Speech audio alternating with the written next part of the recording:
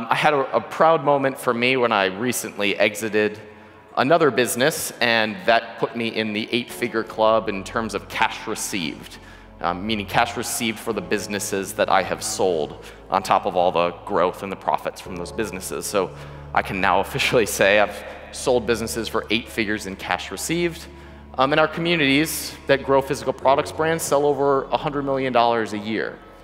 But like most of you, I got into this game because I wanted a better life. When I was 15, I heard my mom crying in the next room because I had broken the washing machine.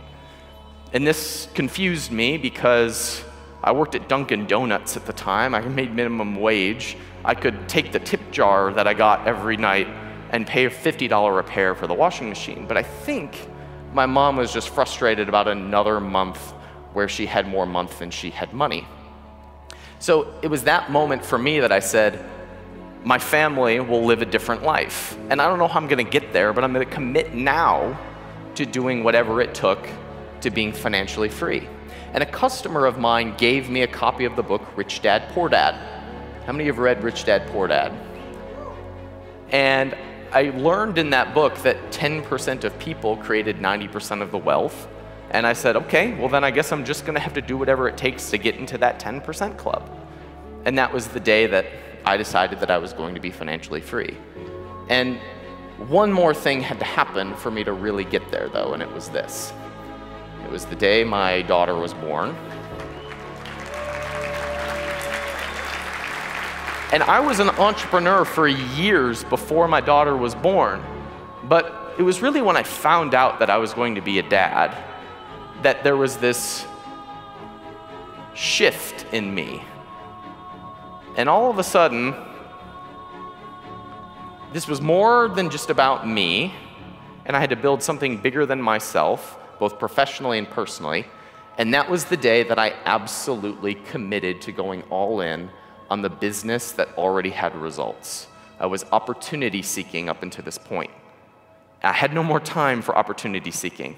It was time to build something sustainable, something that would be lasting, something that would be life and world changing.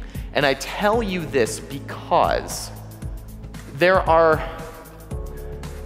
probably about 300 people in this room right now where the only thing standing between them and a 7 or an 8-figure business is just staking your claim in the ground and saying, I am absolutely all in on this. You are going to run into obstacles. People are going to say bad things about you, publicly and privately. You will get negative reviews. You will have products not do as well as you think. But for the 20% of you or so who make this decision of, I am absolutely all in on committing to this, that stuff is like hitting an elephant with a fly swatter. Things just get out of your way and you keep going. So this was my day. I don't know if I can give that to you. But for some of you, it's as simple as walking out of those doors at the next break and saying, I am all in on this. And that is the only thing that is standing in your way. As a result of that, I've built businesses in the multi-millions, hit the $1 million a month mark. That was cool. I have been in over 1,000 retail stores around the country, and I've sold several businesses. This was the biggest check I ever received for just under $9 million for one of the payments on one of my businesses.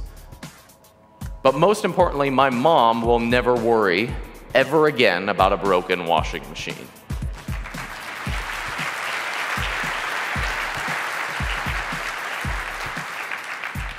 And my daughter will never have to worry about anything, which actually kind of concerns me.